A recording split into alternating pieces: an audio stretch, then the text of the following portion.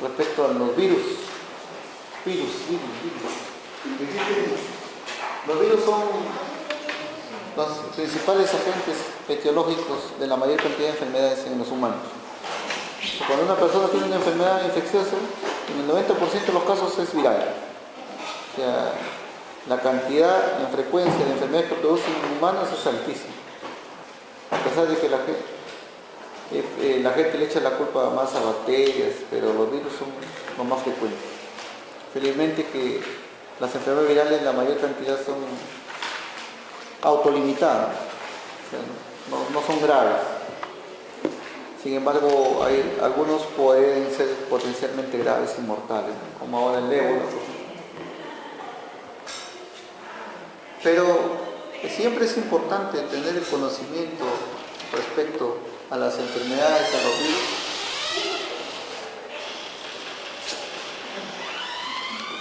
Siempre es importante porque si no empezamos a tener un conocimiento equivocado de las cosas.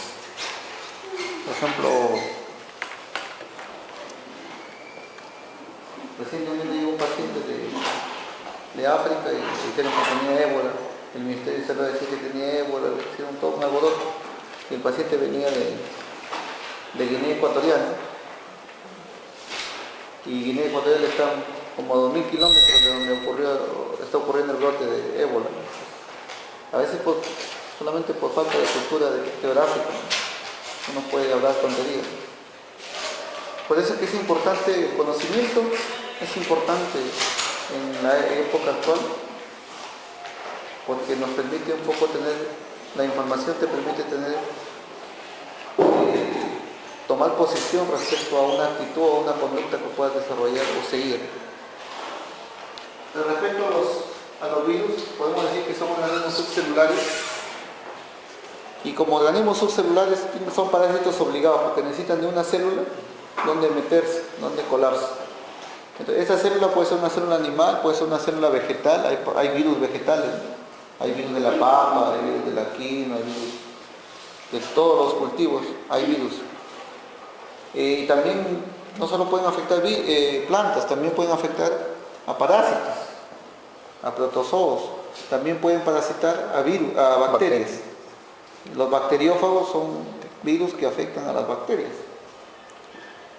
Entonces, eso nos da una idea ya, digamos, de la magnitud y de la pequeñez de los virus respecto a cómo pueden meterse en diferentes organismos, incluso microscópicos. La estructura de los virus es una estructura sencilla, está hecha a base de ácido nucleico. Tiene un ácido nucleico que puede ser ARN o ADN. Y además, el virus puede tener una cápside proteica, que es lo que envuelve al ácido nucleico. Y encima, algunos tienen membrana y otros no tienen membrana. Los que no tienen membrana se llaman virus desnudos. Los virus en general tienen diferentes formas de acuerdo a su cápside o nucleocápside. Algunos llaman nucleocápside porque incluye el ácido nucleico más la cápside, que es la envoltura. Tienen forma icosaédrica, algunos tienen forma helicoidal, etc. Pero en general los virus se clasifican por tres motivos. Primero, por el tipo de ácido nucleico que tienen. O sea, hay virus que son ADN y hay otros virus que son ARN. La segunda característica que se utiliza para su clasificación es saber si son envueltos o son desnudos. Si son desnudos o son envueltos. Y la tercera característica que se utiliza para su clasificación es saber cuántas y qué tipo de hebras contiene su ácido nucleico. Si es de una sola cadena se dice que son monocatenarios, y si son de dos cadenas se dice que son bicatenarios. Cuando son de una cadena se les dice de cadena simple o SS. Cuando son de doble cadena se dice cadena doble o DS. Son las iniciales en inglés. Y tienen que ver también el sentido de la cadena sobre todo cuando es una sola cadena. Cuando son monocatenarios interesa mucho saber el sentido de esa cadena, porque hay algunos que son de sentido negativo o de polaridad negativa y otros que son de polaridad positiva. Pero vamos viendo cómo se clasifican los virus. Entonces los virus pueden ser desnudos o pueden ser envueltos, y pueden ser ARN o pueden ser ADN. Y ya sea ADN o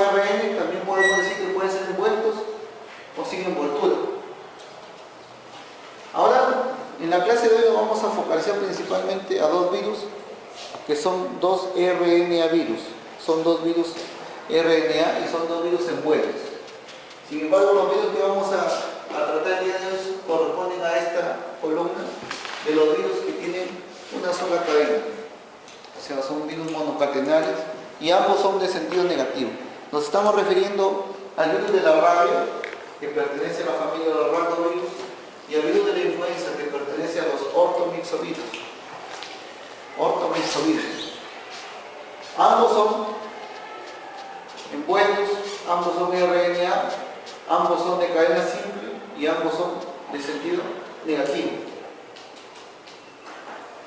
Entonces, viendo en general los virus RNA, podemos decir que los virus RNA se pueden clasificar en virus RNA envueltos y virus RNA desnudos. Los virus envueltos se caracterizan porque su mecanismo de transmisión tiene que ver de que deben estar incluidos en un fluido, o sea, se transmiten a través de fluidos, ya sea fluido respiratorio, fluido sexual, a través de vectores. En cambio, los virus desnudos son más resistentes porque no tienen la cubierta, y esos virus, los virus desnudos son los que se transmiten a través de la vía digestiva, o sea, por la vía fecal oral.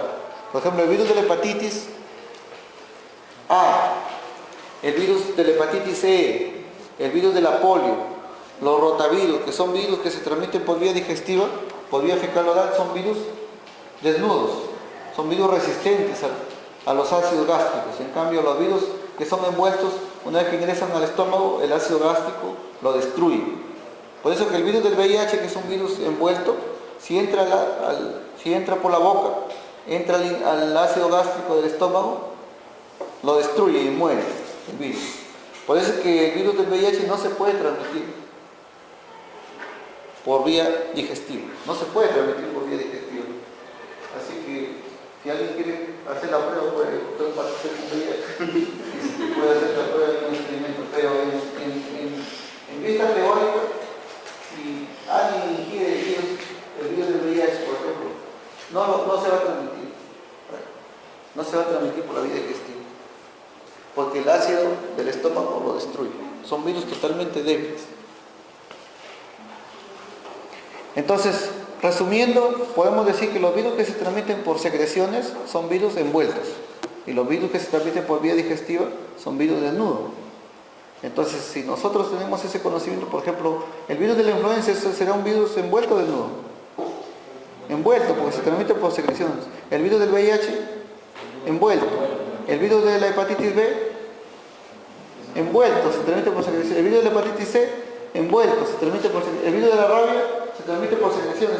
Son virus envueltos. Son virus envueltos, tienen una envoltura. Ahora vamos a ver esta clasificación, que es la clasificación de Baltimore respecto a los virus. Y la clasificación de Baltimore, vamos a focalizarnos en la clase 5 de la clasificación de Baltimore, que significa los virus RNA. SS significa de cadena sencilla o de cadena simple, o sea, monocatenarios. Y el signo, el que está entre paréntesis, significa el sentido. O sea, son virus RNA monocatenarios de sentido negativo. Ese tipo de virus conforma el grupo 5 de esta clasificación. No es el grupo 5 del Consejo, es acerca de los virus. Tenemos este grupo, es el grupo 5. Tenemos acá el rhabdovirus, en el cual está el virus, el lisavirus, que es el virus de la rabia. Y tenemos acá los ortomyxovirus, que incluyen los virus de la influenza A, B y C, que son 3 de los 5 ortomyxovirus que existen de importancia médica. Pero, obviamente, no vamos a referir solamente a los virus de la influenza. Entonces, el grupo 5 de la clasificación de Baltimore incluye a los virus que son RNA de cadena simple y de sentido negativo, que incluyen principalmente ortomyxovirus y rhabdovirus. Ahora vamos a explicar qué cosa es el virus de la influenza y cómo produce enfermedad en humanos. Es un tema de bastante discusión, sobre todo cuando hay epidemia. Cuando viene el invierno, todo el mundo se acuerda de la influenza. Vamos a poner esto como un ejemplo. Este es el caso de una niña que tenemos Hospital Regional, el año pasado, en julio del año pasado, en pleno invierno, cuando hubo la epidemia de influenza el año pasado, hubo casos de influenza, y llegó esta niña que llegaba con malestar general, diarrea y fiebre y dificultad respiratoria. Y cuando se le tomó una placa de emergencia, se vio que tenía un pulmón prácticamente afectado. Algunos decían tuberculosis, pero la tuberculosis no da una infección aguda, y en invierno, por lo general estamos hablando de una enfermedad viral. Y también otro dato típico de las enfermedades virales es que se asocian en niños se asocian, y en adultos también, ¿no?, con diarreas. Cuando alguien le da faringitis, fiebre y diarrea, por ejemplo, es viral, de hecho.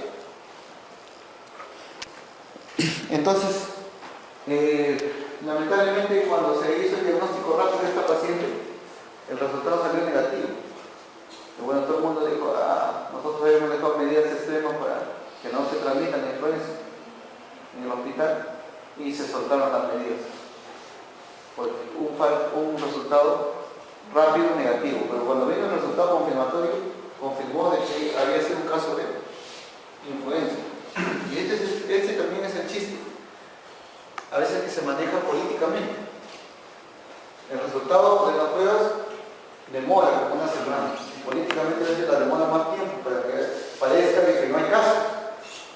Y eso es lo que ocurrió con este caso. O sea, cuando nosotros decíamos que había casos de influenza, salía el director de salud y dice, no hay casos de influenza, porque no hay casos confirmados. Claro que no hay casos confirmados porque los han mandado a hacer a Lima, y como saben que son positivos no lo publican, porque si no la gente crea pánico. Pero obviamente quedan casos positivos de influenza. Y un dato importante que deben recordar, que la influenza es una enfermedad sistémica, no es una enfermedad respiratoria. Una enfermedad respiratoria es aquella que te afecta solamente al sistema respiratorio, ¿no? Obviamente, el resto de nuestro organismo no estaría afectado, pero la influenza es una enfermedad sistémica, afecta a todo nuestro organismo, que principalmente afecta al sistema respiratorio, simplemente produce síntomas como fiebre, síntomas neuropsiquiátricos, síntomas intestinales, síntomas respiratorios también. Y los síntomas intestinales en la influenza están en el orden de 30%, entre 25 y 30% de pacientes que tienen influenza tienen diarrea o dolor abdominal, cualquier síntoma intestinal. Después vamos a ver por qué ocurre eso. Ahora, ¿quién produce la influenza? La influenza lo producen los virus de la influenza. Influenza es sinónimo de gripe. Entonces también hay un término común que la gente le llama inadecuadamente gripe al resfrío. El resfrío es la rinofaringitis viral, que es producida por diferentes virus que no son de la influenza. Pues hay virus, rinovirus, adenovirus, virus para influenza, virus sincitial respiratorio, diferentes virus producen la rinofaringitis, que nosotros le llamamos como resfriado común. Nada de eso es la influenza. La influenza es la enfermedad viral que se produce por el virus de la influenza. También es sinónimo de gripe. Entonces, es incorrecto decir, por ejemplo, que el Panadol es un antigripal. Ustedes escuchan en la televisión que dicen Panadol, antigripal. El Panadol no es un antipirético, es un analgésico. No es antigripal, porque no es efectivo contra el virus de la influenza. Por tanto, no es antigripal, no es antiinfluenza. Entonces, gripe no es sinónimo de resfrío. Gripe es sinónimo de influenza. Y eso es importante, ¿por qué? Porque si no la gente confunde. La gente confunde, tiene resfrío y piensa que tiene influenza. Y cuando tiene influenza no se da cuenta que tiene influenza y que está muriendo. Por esta desinformación que existe en la televisión. Y lo triste es que eso está en la televisión. Y lo ve todo el mundo. Todo el mundo lo ve.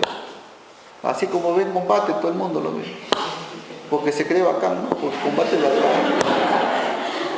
Entonces, esas cosas ocurren en nuestro medio. Y eso hay que tener mucho cuidado. Entonces, el virus de la influenza es un RNA-virus envuelto, tamaño promedio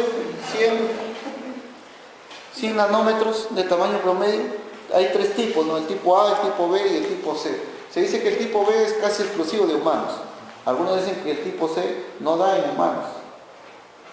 Pero se ha visto casos que el tipo C que da también en humanos.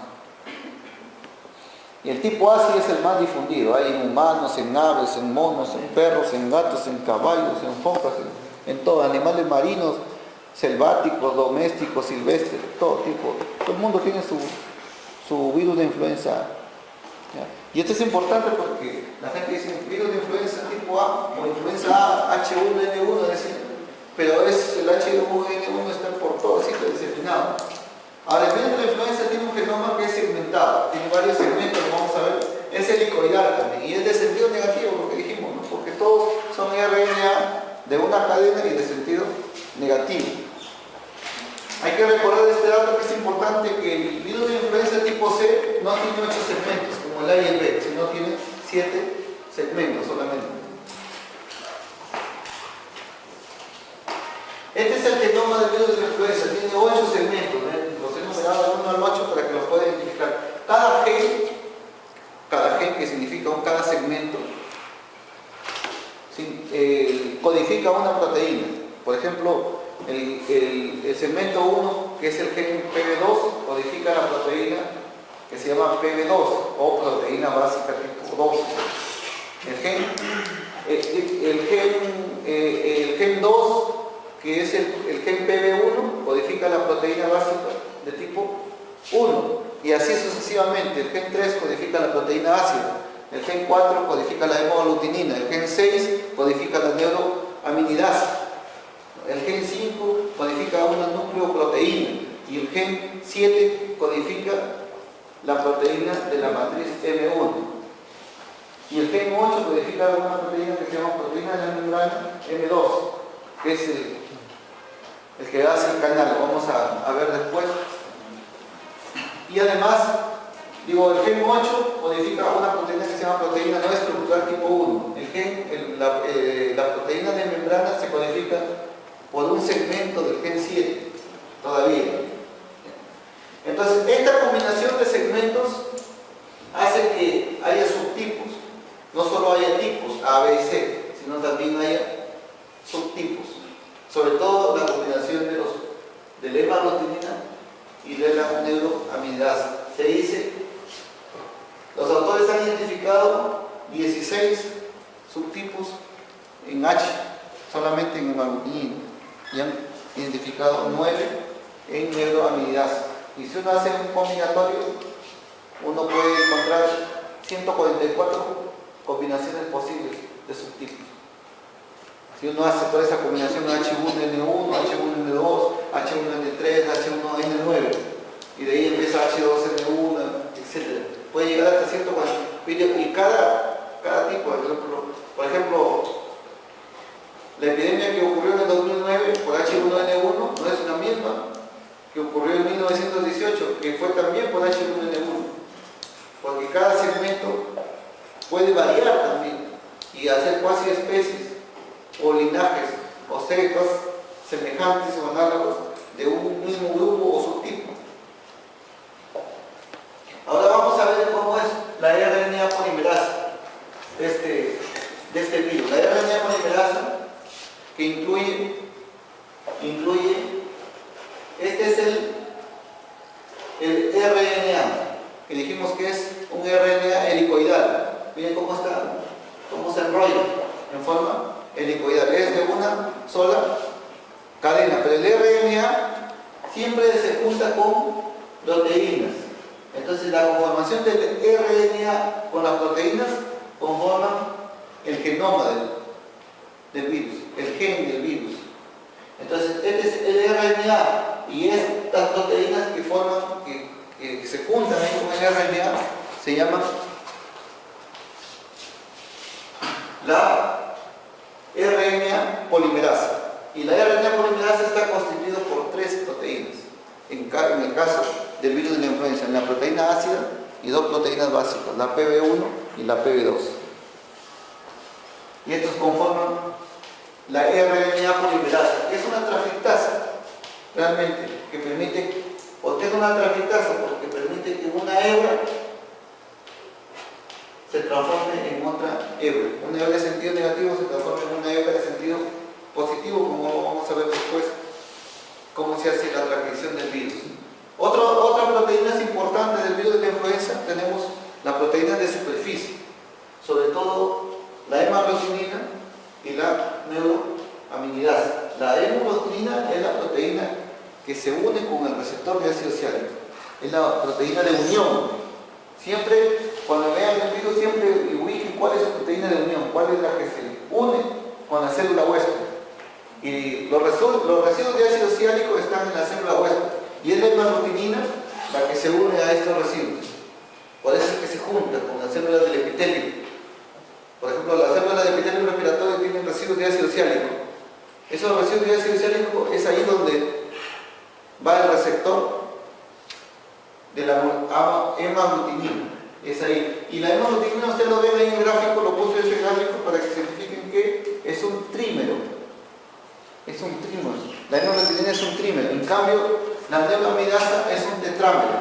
Por eso que en este gráfico, acá este tetreo ejemplifica la hemaglutinina. Y esta estructura de 4 lados que ejemplifica un tetrámero, ejemplifica o simboliza la neuroaminidasa. La neuroaminidasa es una enzima, es una proteína que tiene actividad enzimática. La acción es que una vez que se forman los viriones están saliendo como globitos, pero quedan todavía dependientes de la célula. No se pueden liberar, y para liberarse necesita que haya los cortes en los residuos de ácido ciálico. Ese corte lo hace la neuroaminidasa, por eso es que produce la liberación de los viriones en el momento de la denudación, de la liberación. Lo vamos a ver cuando veamos el ciclo. Y otras proteínas, tenemos la proteína de la matriz. La proteína M1, la proteína de la matriz, es esta proteína, que se ve acá color fucsia, color rosado. ¿Ven esta proteína? Es la proteína que tapiza, da la estructura al virus. Al virus. Esta proteína se llama la proteína de la matriz. Y hay otra proteína que es la proteína de membrana M2, que es la proteína del canal de protones. Forma un canal y deja entrar hidrogeniones. ¿Para qué sirve esta proteína? ¿Por qué se forma este canal? Hay que recordar que los virus, una vez que ingresan a la célula, necesitan, para seguir reproduciéndose, necesitan tener un medio ácido. Entonces, una vez que entran en el endosoma, del fagolisosoma de la célula, ese medio ácido, ¿quién va a dar el medio ácido? Obviamente lo dan los hidrogeniones. Los hidrogeniones, los radicales de hidrógeno, es lo que dan el medio ácido. Por eso es que este canal es importante para dejar pasar esos hidrogeniones y formar el medio ácido que necesita el fagolisosoma, el endosoma, y poder replicarse el virus. Entonces, ¿cómo es la patogenia del virus? ¿Cómo se produce la enfermedad del virus? Entonces, el virus entra por la vía respiratoria. ¿Qué busca el virus? La hemaglutinina busca los receptores de ácido ciálico. Y ahí se junta y se mete en la célula y empieza la reproducción de nuevos viriones y ese proceso de infección. ¿El organismo cómo responde? Responde con un proceso inflamatorio. Y ese proceso inflamatorio hace que se produzca, obviamente, a nivel respiratorio, la neumonía. Es así como se produce la infección del virus al sistema respiratorio. Pero hay un tema epidemiológico muy importante que necesito que lo entiendan, porque si no lo entienden, probablemente la información a veces cuando llega por otras fuentes a veces es un poco confusa. Quiero que se fijen en este gráfico. Acá tenemos el ciclo natural de la influenza. Este es el ciclo natural de la influenza. O sea, la influenza vive en la naturaleza. Miles de millones de años hace. ¿Dónde vive? Vive en las aves salvajes.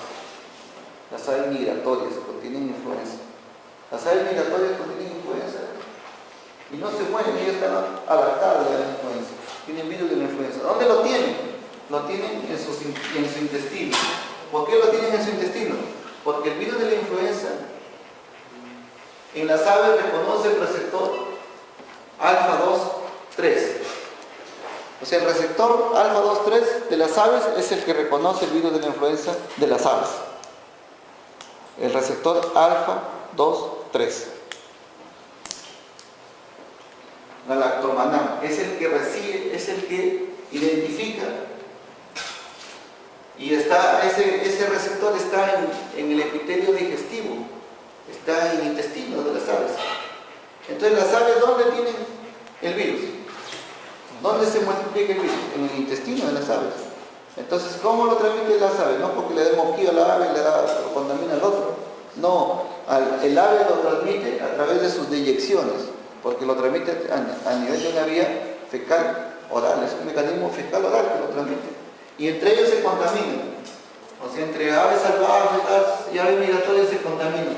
Y el ciclo sigue, da la vuelta, sigue, se perpetúa, y sigue.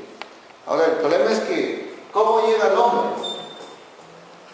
O sea, un pato, un ave salvaje no está en contacto con el hombre. No. Si un pato salvaje se le aparece a un hombre, el hombre saca su carabina o su jeve y se lo baja al tubo. Entonces no es que ocurre así, no es por interacción. Lo que pasa es que las aves, como todos los animales sobre la tierra, necesitan un hábitat, necesitan un espacio. Y ese espacio el hombre cada vez más lo está invadiendo. Por ejemplo, en las aves guaneras, el hombre ha invadido las islas, le saca el guano, lo roba, lo vende, lo utiliza para todo. O sea, el hombre invade el territorio de las aves. Pero las aves no están quietas, las aves generalmente, estas aves salvajes son migratorias, están aquí un lado un tiempo y después viajan a otro lado y después siguen a otro continente, migran, buscan nuevos territorios y a veces siguen una ruta dependiendo de su polaridad que hacen a nivel del globo terrestre. Pero migran. Sin embargo, el hombre cuando llega se acerca mucho a estas zonas salvajes, sobre todo las zonas en los polos, se acerca con aves, porque con aves de corral. O sea, un granjero que vive en la zona, en el polo norte, muy cerca de estas aves, seguramente lleva consigo aves de corral.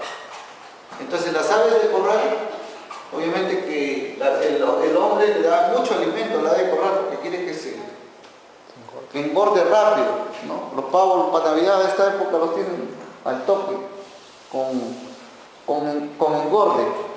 Ahora, en ese alimento que le dan, obviamente, las aves salvajes que escasea el alimento, buscan este alimento y empiezan a tener interacción con las aves de corral. Entonces, el virus pasa de aves salvajes a aves de corral, pero igual, el ave de corral no le puede pasar al hombre. No es tan sencillo que un ave de corral que tenga influencia le pase a una persona, no es así de sencillo. Porque el ave de corral tiene una influencia que reconoce el receptor alfa 2,3. Y el hombre lo que tiene es el receptor alfa 2,6. O sea, es otro receptor, otro tipo de receptor. Se necesita virus que reconozcan ese tipo de receptor. Y aquí viene este individuo, que es el cerdo. El cerdo tiene la mala fortuna de tener ambos tipos de receptores. Tiene receptores intestinales alfa 2,3 en el intestino y tiene receptores alfa 2,6 en la vía respiratoria. Entonces, el ave sí puede contagiar al cerdo. El ave sí puede contagiar al cerdo porque tiene los mismos receptores en el intestino y el cerdo se contagia por contaminación fecal oral. Y el ave se contagia a través de los receptores alfa 2,3, pero hace que el virus migre o se convierta o se capacite para infectar a los receptores alfa 2,6 y lo vuelve respiratorio al virus. Y una vez que el virus se vuelve respiratorio, el cerdo obviamente hace una influencia de tipo respiratorio y le contagia a otro cerdo y también le contagia al hombre. Y el hombre, una vez que se vuelve respiratorio el hombre lo puede transmitir a través de otra persona y la epidemia viaja en forma rapidísima. Entonces, este es el ciclo que ocurre de la influenza. Entonces, de una influenza de fecal oral se pasa a una influenza, y de tipo respiratorio se pasa a una influenza. Una influenza que es fecal oral de tipo digestivo se pasa a una influenza de tipo respiratorio. Entonces, eso se explica, este tipo de receptores se explica por qué. Por ejemplo, también hay quedan algunos residuos de receptores alfa 2,3. Entonces no es que el humano solo tenga exclusivamente receptores alfa 2,6, también tiene receptores alfa 2,3 en el intestino. Por eso cuando el virus entra, se puede producir síntomas también digestivos, porque hay algún grado de receptores que pueden ocasionar eso. Entonces, eso es, digamos, lo que ocurre en este tipo de virus. Y el virus, dijimos que los virus tienen 8 segmentos, y cada segmento se puede combinar independientemente del resto de segmentos. Es decir, un virus de una cepa puede ser tan igual al virus de otra cepa y solamente variar en un segmento. Entonces, imagínense la cantidad, si hay 8 segmentos, la cantidad, el combinatorio que sale de la combinación de 8 segmentos, ¿no? La posibilidad de 8 segmentos. Imagínense si hay un virus que afecta a un ave, hay un virus que afecta a un humano, hay un virus que afecta a un cerdo. Imagínense el chocolateo que sale de combinar esos 8 segmentos de cada uno. Entonces, la probabilidad de generar cepas diferentes de influenza es casi infinita. Es casi infinita, por eso es que cada cierto tiempo, cada año, las vacunas cambian porque las cepas varían. Y como las cepas varían, obviamente que la inmunidad varía, o sea, uno puede estar inmune a un tipo de una cepa de influenza, pero no está inmune a otra cepa de influenza que puede ocurrir el próximo año. Y por eso que siempre el riesgo de que haya una epidemia de influenza siempre es un riesgo potencial que existe cada año. Y cada invierno uno siempre tiene que estar cruzando los dedos para que no ocurra esto. ¿Cuál es el manejo? El manejo de prevención y tratamiento. La prevención pues debe ser antes de que ocurra la epidemia o la enfermedad, y la prevención es vacuna. Aunque la vacuna específica para una época determinada, por ejemplo, cuando ocurre un brote nadie está vacunado, porque sin embargo las cuasi especies tienen algún tipo de grado de protección. O sea, si en este momento alguien está vacunado contra la influenza del año pasado o de este año, y el año que viene o meses después hay una epidemia, entonces la protección de ese individuo no va a ser al 100%, pero probablemente va a tener algún grado de protección que puede variar entre el 50 y el 70%. O sea, en algo te protege. No al 100% de una epidemia, pero sí algo te protege. Y durante la epidemia, obviamente que hay que tener cuidado con la protección respiratoria. Y también hay que tener cuidado. Uno de los aspectos importantes es que como un porcentaje pequeño de virus se puede transmitir a nivel humano, también por vía fecal oral, siempre es importante el lavado de manos. Y el medicamento que se utiliza tradicionalmente tenemos el oseltamivir. El oseltamivir es un inhibidor de la neuroaminidasa. Entonces actúa al final en el ciclo, en el paso 6, en la liberación. Entonces, como el guión que está formado está pendiente para liberarse, lo corta y lo libera. En ese paso actúan las dos inhibidores de la neuroaminidasa como el oseltamivir. Es decir, en el ciclo del virus en la célula huésped inicia con la absorción, o sea, con la adherencia e ingreso de la célula, que ese paso se llama absorción. De ahí viene una endocitosis. Dijimos que necesita un endosoma, y este endosoma tiene que ser un medio ácido, por lo cual es importante la proteína M2, que es la proteína del canal del canal De protones. iónico, del canal de protones, ¿no? En hay medicamentos, los primeros medicamentos que se utilizaron para la influenza bloqueaban esta proteína, bloqueaban el canal iónico. Y estos medicamentos se llamaban derivados de la adamantidina. Tenemos la amantidina y la reimantidina. Lamentablemente, los virus de la influenza actual son resistentes a esos medicamentos y me parece que no se usan. Pero fueron los primeros medicamentos que se utilizaron a este nivel. Ahora, lo que se utilizan son inhibidores de la neuroaminidasa. ¿Preguntas? ¿Preguntas hasta ahí? ¿Preguntas? Entonces vamos rápidamente a ver el virus, los virus de la rabia. El virus de la rabia es un rhabdovirus. Los rhabdovirus son diferentes, hay diferentes familias de rhabdovirus. Y una de estas familias son la familia de los lisavirus. Pero en general, dentro de los lisavirus y el virus de la rabia, prácticamente es el único que es importante de todos los rhabdovirus de importancia médica para el hombre, es decir, de todos estos rhabdovirus. Es un virus RNA envuelto. Una característica importante es que tiene forma de bala o forma de proyectil, ¿no? Y la proteína más importante del virus de la rabia es esta, la proteína G o la glicoproteína G. Después hay otras proteínas que las vamos a ver. La nucleocaxia es helicoidal, es así como si estuviera envuelto en forma de hélice, lo va envolviendo. El genoma también es helicoidal y a diferencia del virus de la influenza es un genoma no segmentado, un genoma que sigue. Este es un corte transversal del genoma del virus y el genoma está así, envuelto, va envolviéndose en forma helicoidal. Y obviamente que es el RNA que contiene de una sola cadena y es de sentido negativo. Vamos a ver en el siguiente diapositiva el genoma. Este es el genoma del virus de la rabia. El genoma del virus rábico, igual que el genoma del virus de la influenza, tiene genes que están nombrados por letras.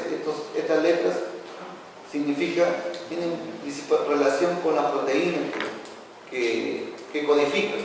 Por ejemplo, este gen N codifica la nucleoproteína. El gen M codifica la proteína de la matriz. El gen L codifica la proteína grande, viene de L, es de large. Y por ejemplo, gen G es la glicoproteína de adherencia, que le decía que es el antígeno principal que existe en la estructura del virus, sobre todo en la superficie. Es el principal antígeno. A partir de ahí se hacen las vacunas, se hacen los ensayos de diagnóstico, etc. Pero sobre todo es el principal inmunógeno. Esta proteína se aísla y a partir de ahí se hacen las vacunas. Entonces todas las vacunas se hacen buscando siempre esta glicoproteína, buscando anticuerpos contra esta glicoproteína, que es la que neutraliza, anticuerpos neutralizantes, que neutraliza el virus de la rabia. Y el ciclo del virus de la rabia, igual que el virus de la influenza, sino que acá lo hemos puesto en más pasos.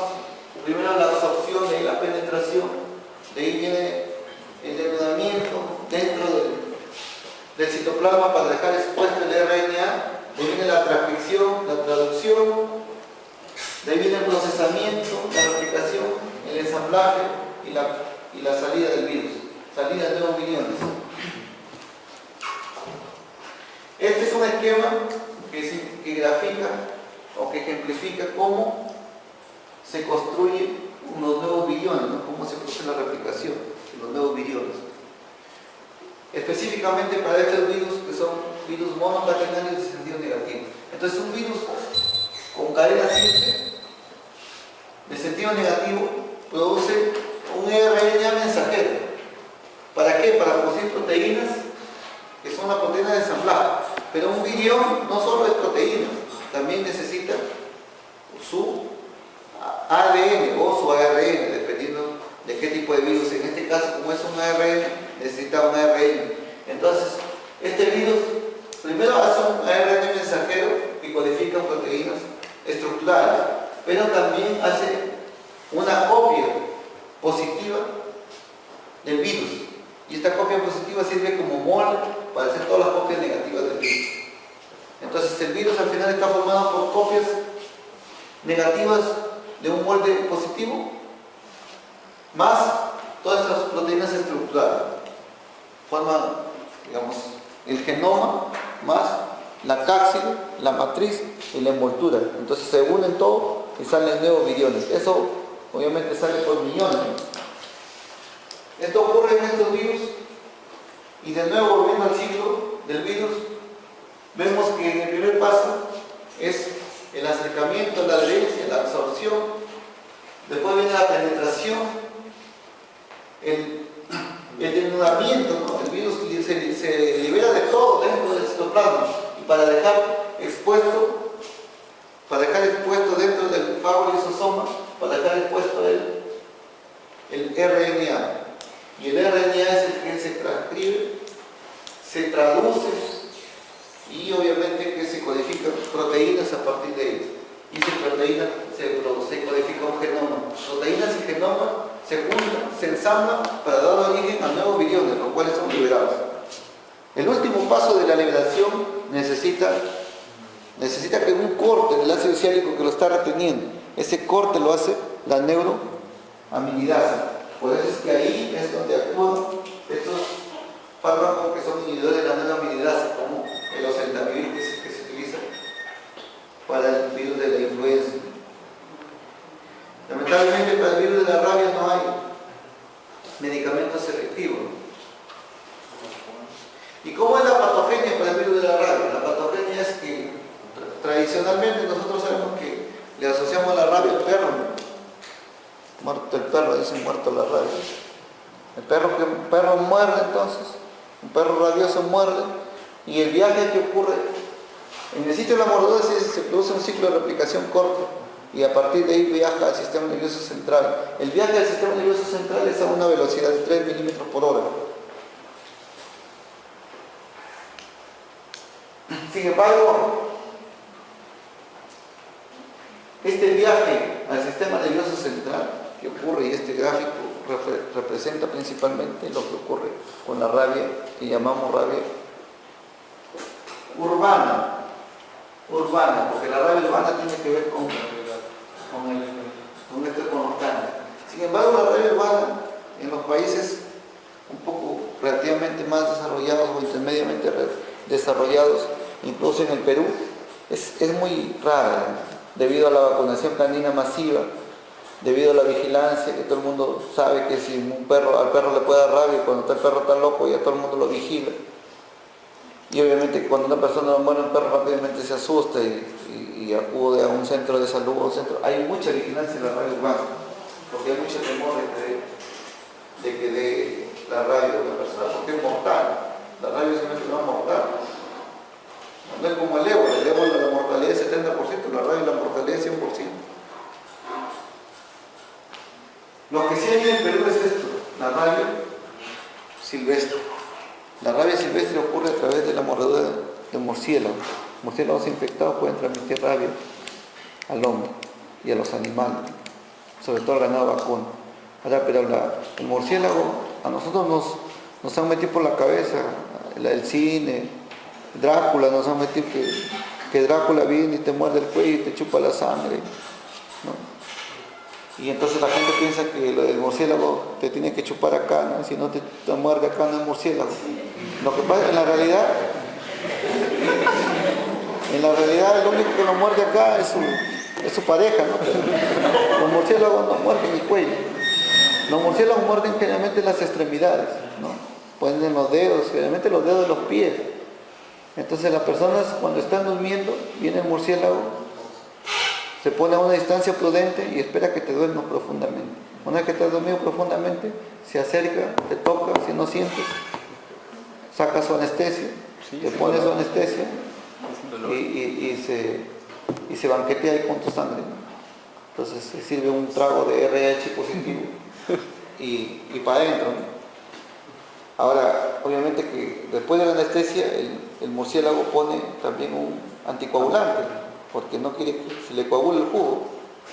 Entonces lo anticoagula. Por eso es que cuando el murciélago muerde, deja no solo la herida, sino deja el rasgo clásico del hilo de sangre, ¿no? Porque como deja anticoagulante, eso no se coagula, no deja costra, sino deja un rasgo de sangre anticoagulado, ¿no? Un rayito de sangre. Y eso es lo que identifica la mordedura del murciélago, porque la persona no se da cuenta.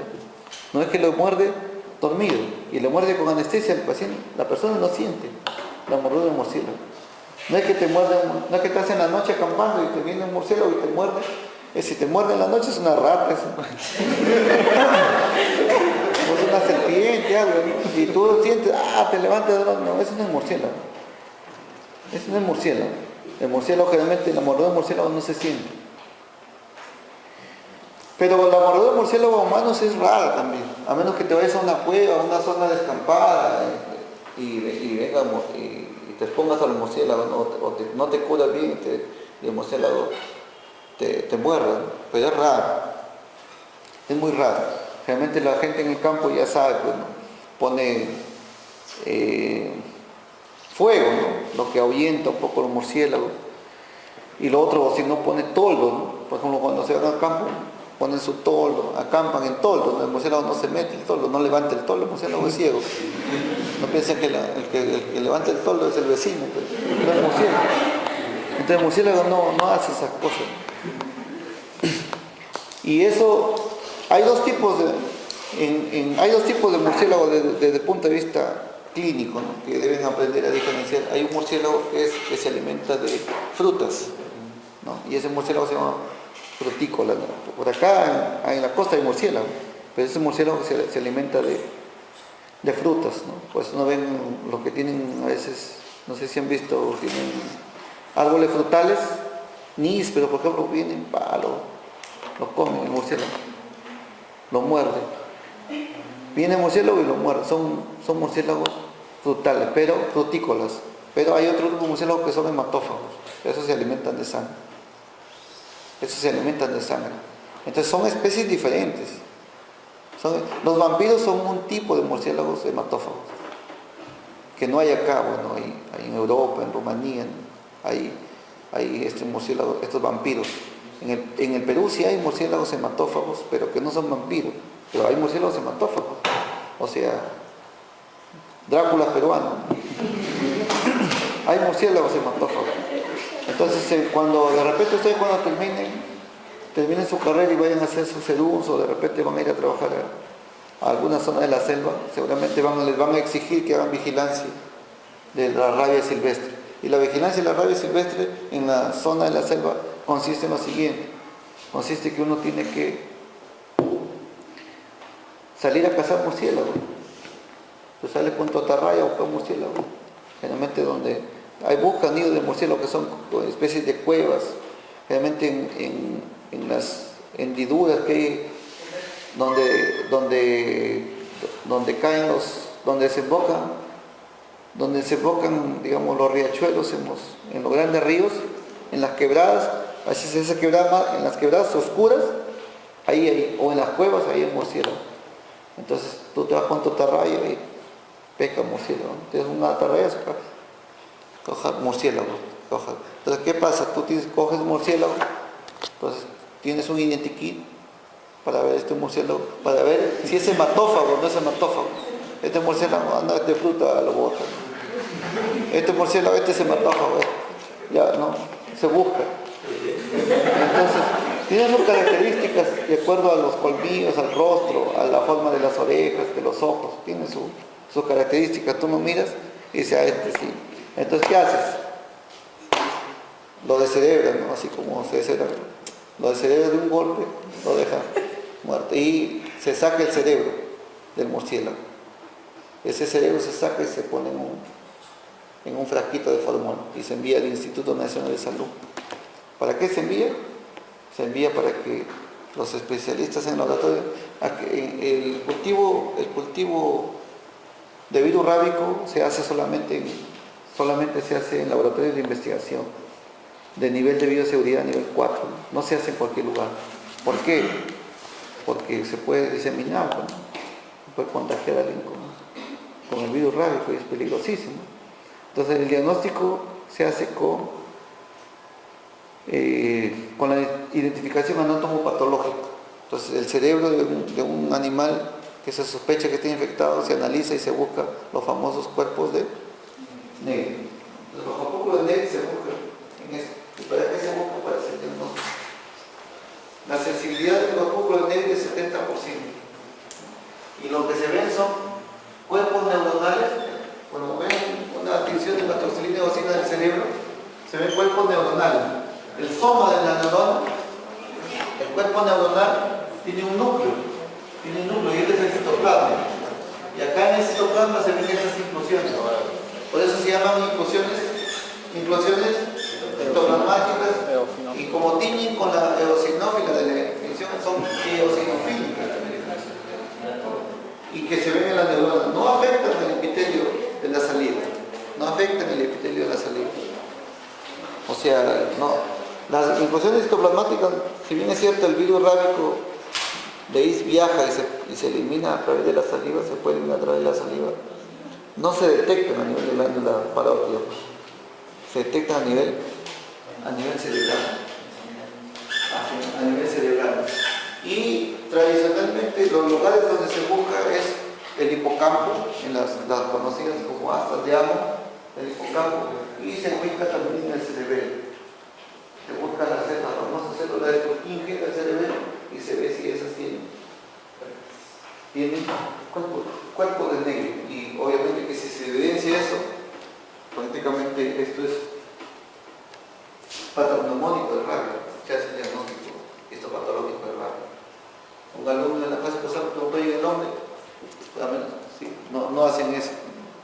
Si le da rabia a una persona, se describe en la literatura que solamente 3 casos de rabia en el mundo han sobrevivido, ¿no? En humanos.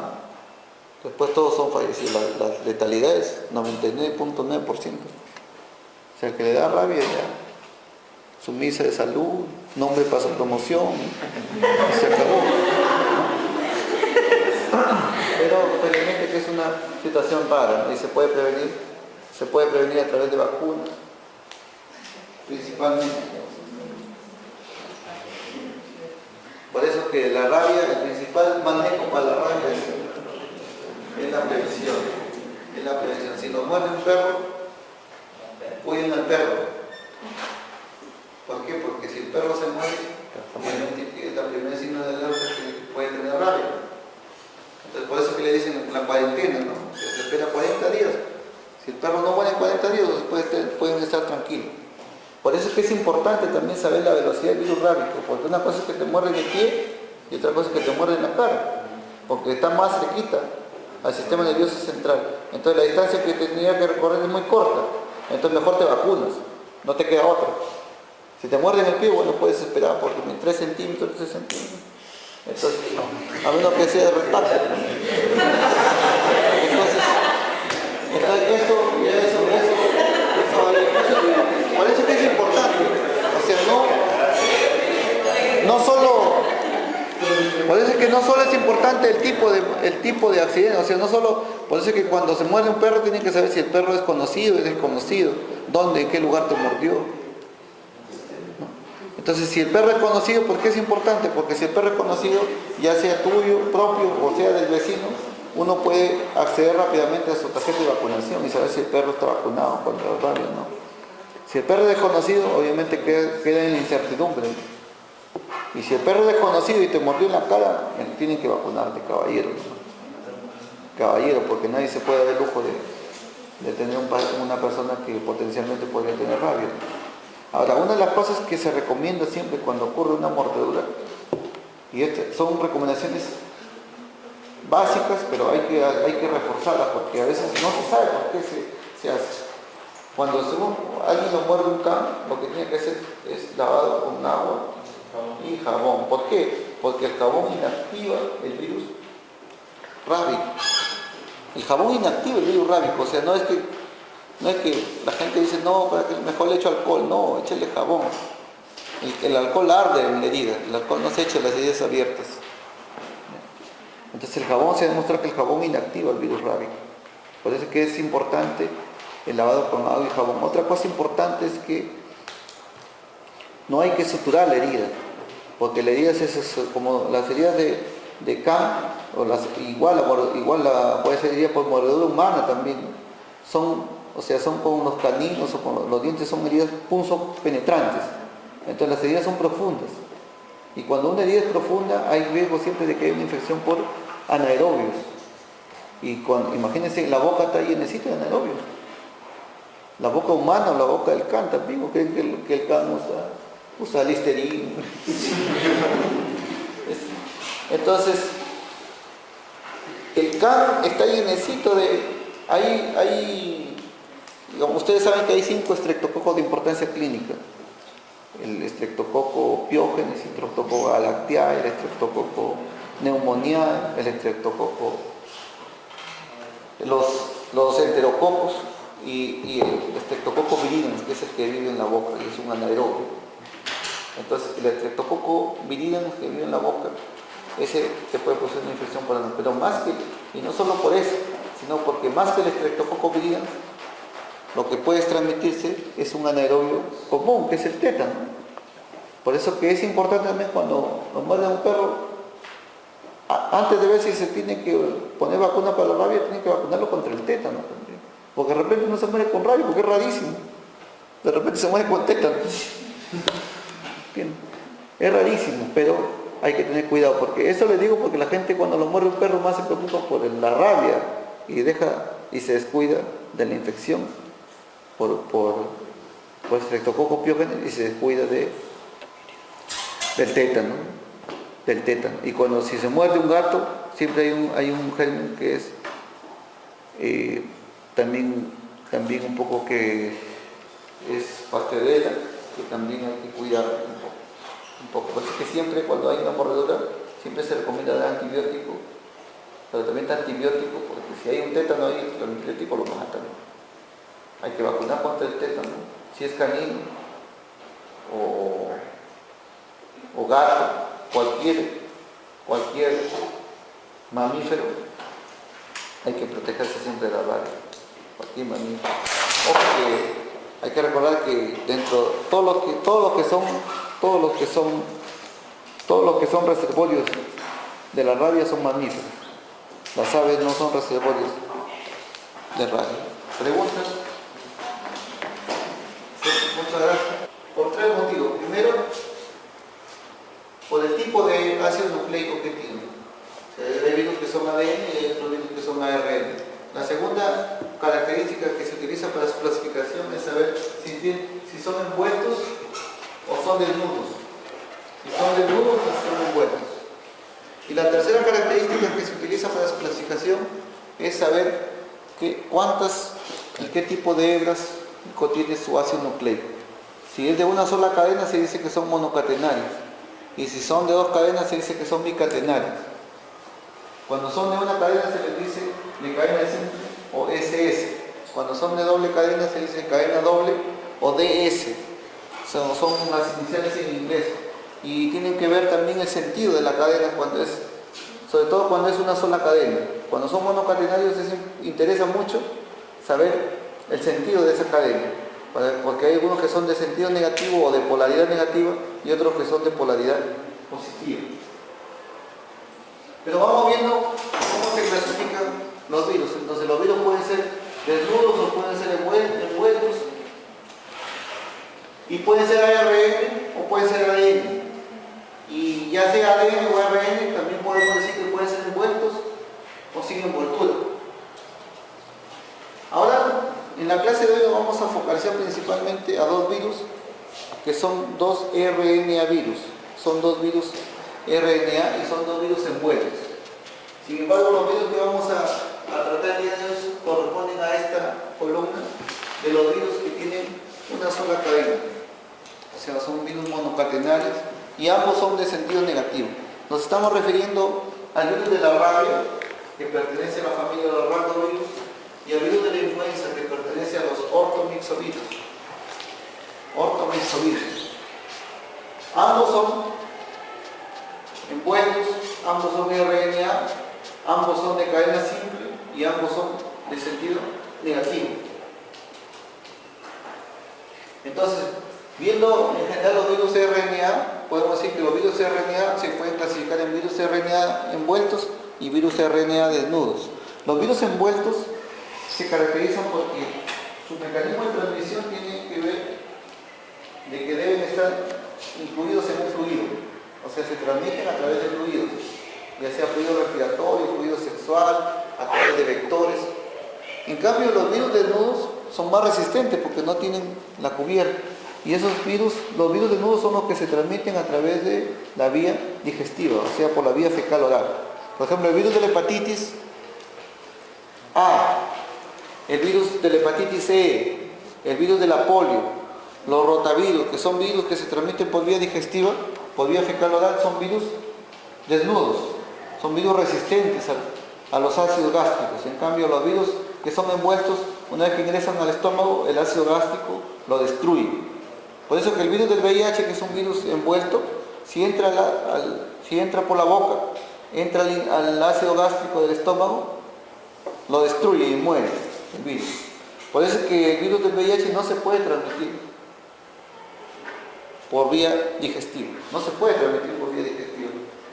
Así que si alguien quiere hacer la prueba, puede hacer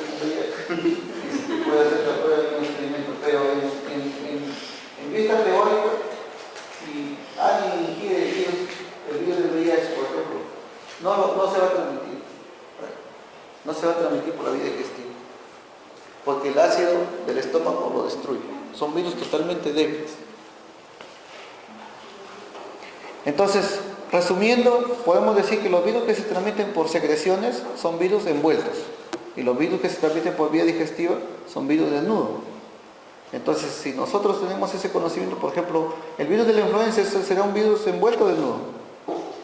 Envuelto, porque se transmite por secreciones. El virus del VIH, envuelto.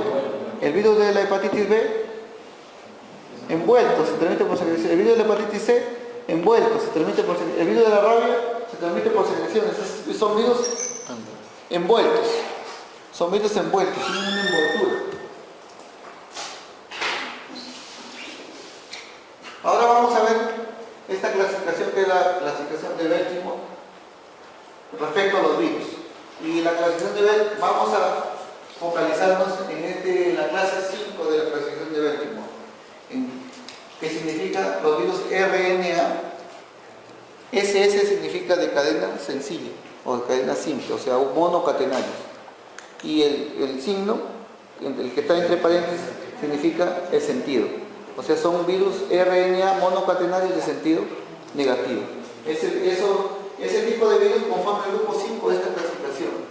No es el grupo 5 de Mosefuma, es acerca de los virus. Tenemos este grupo, es el grupo 5. Tenemos acá el rhabdovirus, en el cual está el virus, el lisavirus, que es el virus de la rabia. Y tenemos acá los ortomyxovirus, porque nos permite un poco tener, la información te permite tener, tomar posición respecto a una actitud o a una conducta que puedas desarrollar o seguir. Respecto a los virus, podemos decir que son organismos subcelulares, y como organismos subcelulares son parásitos obligados porque necesitan de una célula donde meterse, donde colarse. Entonces, esa célula puede ser una célula animal, puede ser una célula vegetal, hay virus vegetales, hay virus de la papa, hay virus de la quinoa, hay virus de todos los cultivos, hay virus. Y también no solo pueden afectar plantas, también pueden afectar a parásitos, a protozoos, también pueden parasitar a bacterias. Los bacteriófagos son virus que afectan a las bacterias. Entonces, eso nos da una idea ya, digamos, de la magnitud y de la pequeñez de los virus respecto a cómo pueden meterse en diferentes organismos, incluso microscópicos. La estructura de los virus es una estructura sencilla, está hecha a base de ácido nucleico. Tiene un ácido nucleico que puede ser ARN o ADN. Y además el virus puede tener una cápside proteica, que es lo que envuelve al ácido nucleico. Y encima, algunos tienen membrana y otros no tienen membrana. Los que no tienen membrana se llaman virus desnudos. Los virus en general tienen diferentes formas de acuerdo a su cápside o nucleocápside. Algunos llaman nucleocápside porque incluye el ácido nucleico más la cápside, que es la envoltura. Tienen forma icosaédrica, algunos tienen forma helicoidal, etc. Pero en general los virus se clasifican respecto a los virus. Los virus son los principales agentes etiológicos de la mayor cantidad de enfermedades en los humanos. Cuando una persona tiene una enfermedad infecciosa, en el 90% de los casos es viral. O sea, la cantidad y frecuencia de enfermedades que producen en humanos es altísima. A pesar de que la gente le echa la culpa más a bacterias, pero los virus son los más frecuentes. Felizmente que las enfermedades virales, la mayor cantidad son autolimitadas, o sea, no son graves. Sin embargo, algunos pueden ser potencialmente graves y mortales, como ahora el ébola. Pero siempre es importante tener el conocimiento respecto a las enfermedades, a los virus.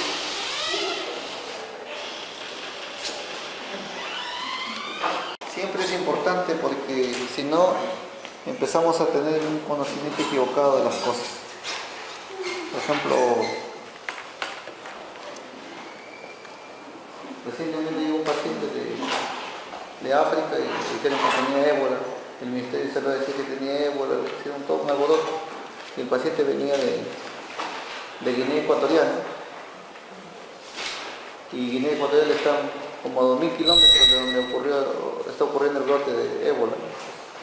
A veces solamente por falta de cultura geográfica uno puede hablar tonterías. Por eso es que es importante el conocimiento, es importante en la época actual